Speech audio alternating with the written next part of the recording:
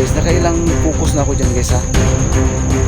Wala talagang kakaibang nakikita dyan. May bato guys. Puno guys ha. Ayan. Napakakinis guys oh. Napakakinis. Hala. Dito sa mundong ginagalawan, maraming pangyayari o katanungan na di kayang ipaliwanag. Subalit, may mga teorya, haka-haka na pwedeng gawin. Kaya, tara, sabay-sabay nating tuklasin ang hiwaga at misteryo.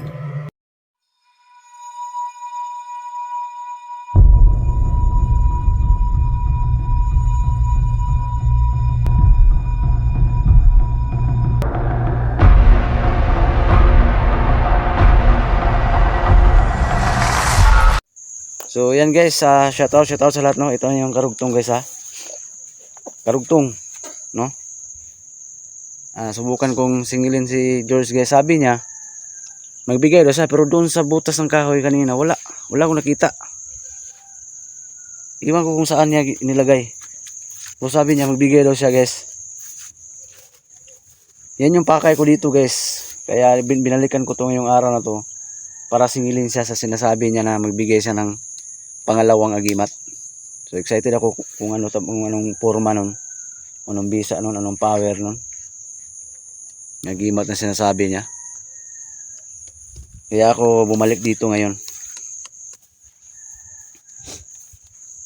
Yung first video ko wala, tinignan ko yung kahoy, andun no, yung kahoy wala nakalagay doon. So ulitin ko guys, nasabi ko sa first video ko, kita nyo napakaraming punong kahoy no, pero walang kapareha doon sa forma ng butas nung iniwanan ni George ang kwintas.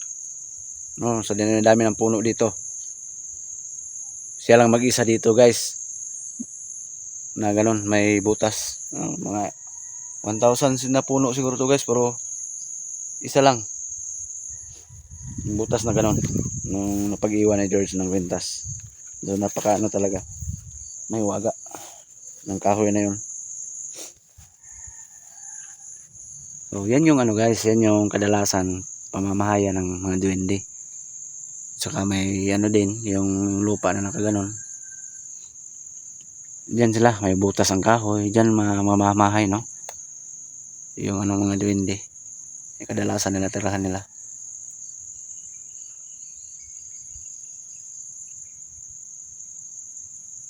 Subukan kong tawagin ngayon si George kung saan niya iniwan o hindi ba baka prank lang yun. Ano yun?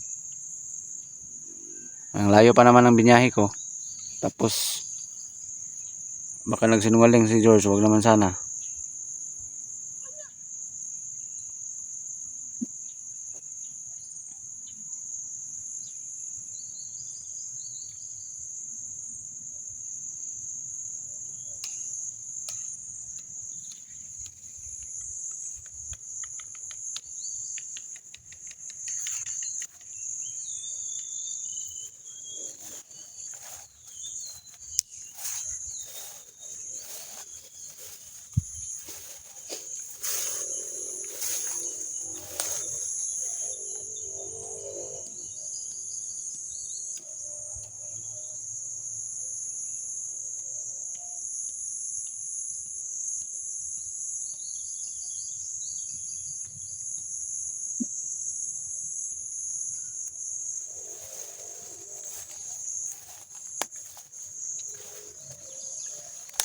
George, yuhu!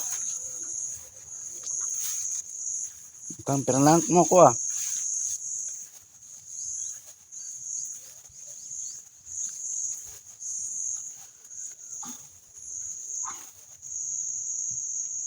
Parang butas guys oh.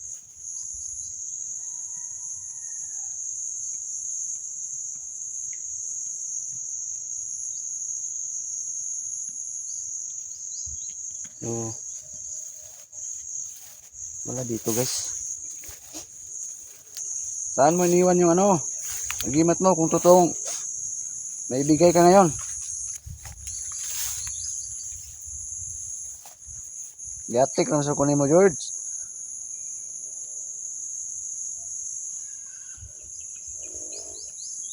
George.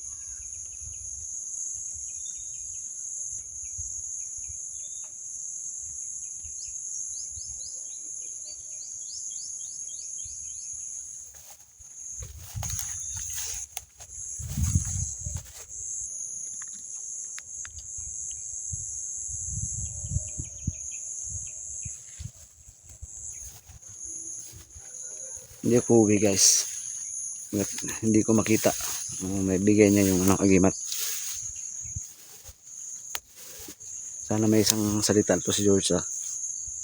Sana totoo yung sinasabi niya.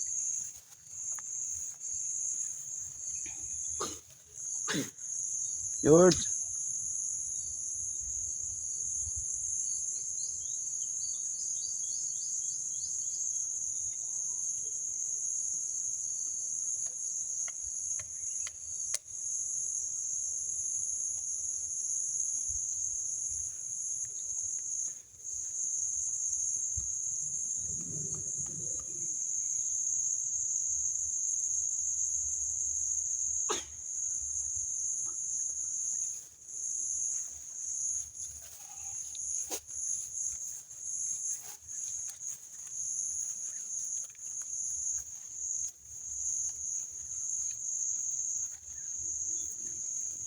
George, yuhu.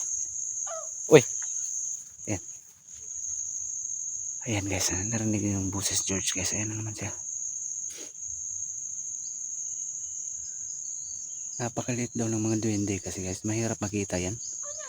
Uy. Saan mo ilagay? Asan mo gibutang? Dito daw guys. Doon daw. Doon siguro sa dating butas ng kahoy. Wala mo ko nakita. Tinignan ko kanina sa first video. It's a prank daw. Niloloko mo yata ako ah. Saan ko kaya mahanap yun guys ah. Magbigay ka sa akin ngayon, hindi. Magbigay daw siya guys. Ang problema ngayon, kulitin ko yan. Problema ngayon kung saan niya inilagay. Yun yung problema.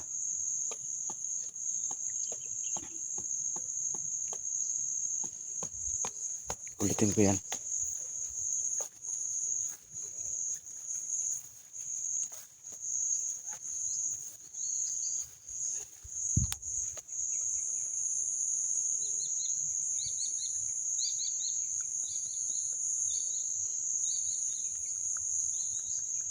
Saan mo nilagay, George?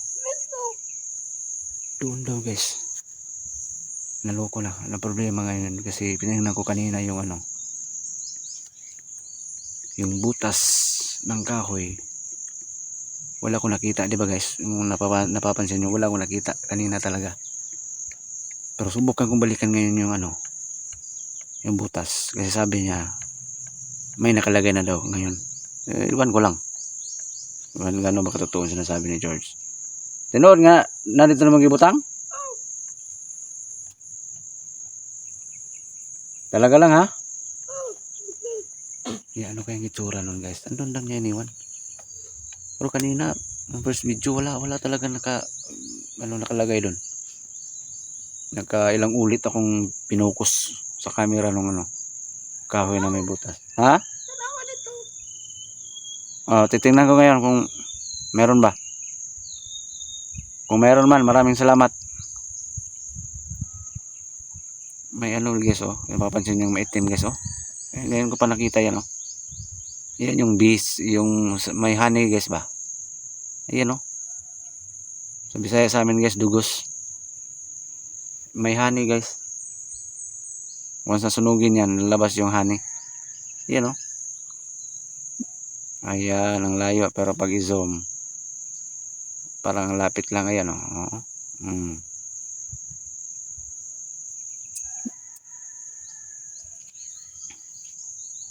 Totoo, andun mo nilagay?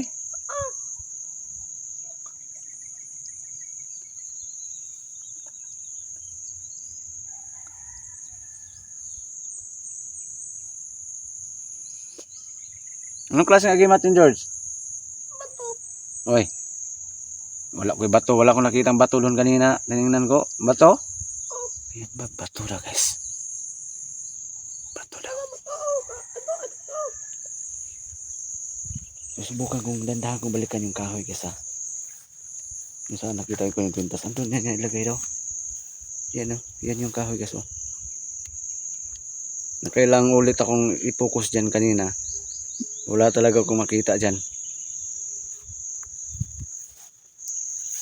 Bantay ka ha. Subukan kong tingnan yan ngayon ha. Wala akong nakita dyan kanina. Saan ka nga? Pakita ka? Na. Na, Jod? Talaga lang ha. May andun yung kahoy guys oh. Nakakaiba. Sa mahigit 1,000 na punong kahoy dito. Yan ang kakaiba talaga. Yung kahoy na yan. So balikan ko yan ngayon. Tingnan natin kung totoo bang sinasabi ni George na may nilagay siya. Eh kanina wala yan eh. Doon ako galing kanina guys banda. So napaka makapangyarihan mo George kung may nilagay ka dito. Ha, talaga lang ha? Hindi ka nagsinungaling ha?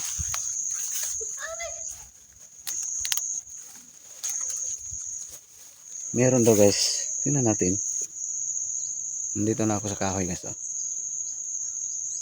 Tingnan ko kung totoo yung sinasabi niya. Ito. Ayan.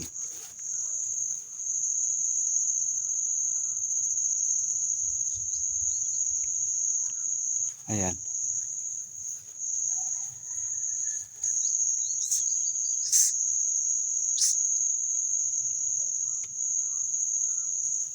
Ito na yung kahoy guys.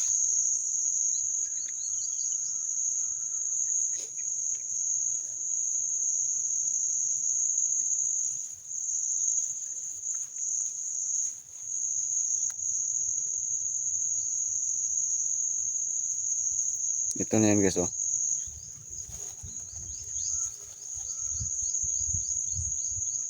Uy, may bato mga guys oh.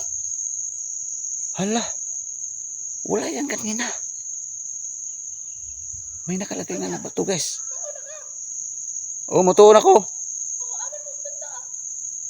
Saan daw yung butbut? Ayan guys oh.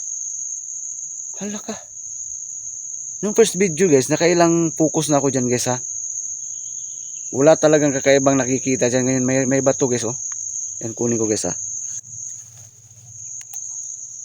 Ayan. Napakakinis guys oh. Napakakinis. Hala. Oh yan oh. Pangalawang agimat ko na naman to. Oo. Hindi ordinary yung bato to guys. Parang nililihaan siya guys. Pakakinis oh. Grabe naman oh. Ano kayang bisa nito? Masusubukan to pag may encuentro naman ako no. Yun guys oh. Grabe. Nung first video ko ulitin ko guys. Wala talaga nakalagay dito ni kahit anino. Pero ngayon pag sinabi ni George na andyan niya nilagay. Grabe ka talaga George oh. Nagsitayuan yung mga balhibo ko. Yan, ilagay ko to sa bulsa guys. Ito na, dito na sa bulsa. Tsaka yung dati niya binigay guys. Dala-dala ko to kahit saan man ako magpunta. Papakita ko sa inyo ngayon. Ito. Ito, dalawa na yung agimat ko. Daghang salamat George ha. Maraming salamat George. Uy. Grabe guys. Ulitin ko guys. Magmahigit isang libo tong puno dito pero yan lang yung form niya oh. Kakaiba talaga. So diyan talaga namamalagi si George o parang altar niya. Diyan siya mag-iwan ng mga kapangyarihan. Agimat. Grabe. Susubukan ko pang kausapin. Mapasalamat ako kay George. Yan, dahan-dahan akong atras guys. No? Dahan-dahan akong atras no. Papunta na ako sa bahay ngayon. Yan, baka babalik pa ako dito o mahanap ako ng ibang area. No, masusubukan ko kung anong kapangyarihan nito. Kung gumana ba. Yung kwintas na ano na guys. Nasubukan ko na. Ito ano kaya ano bisa nito? Baka pwede ko na makita yung hindi dapat makita, no? Tagulilong. Saka pwede rin ako mawala, maging tagulilong ako. Baka yung sigurong bisa.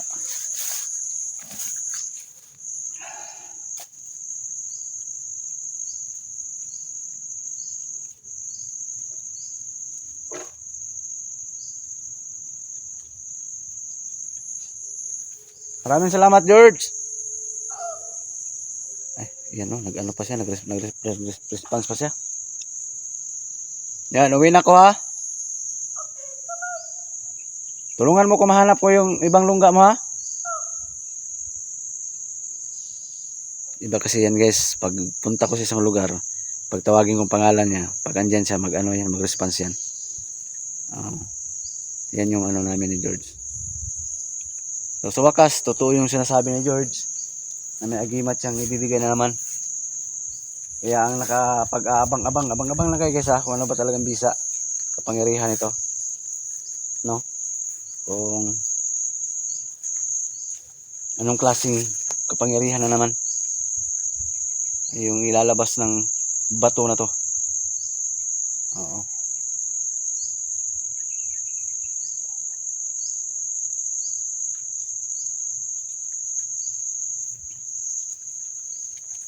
So, ngayon guys, dandahan ako nga atras papunta sa sasakyan ko na motor.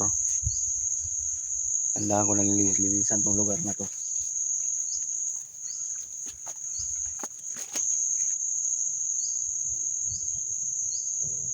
Maraming salamat George ha.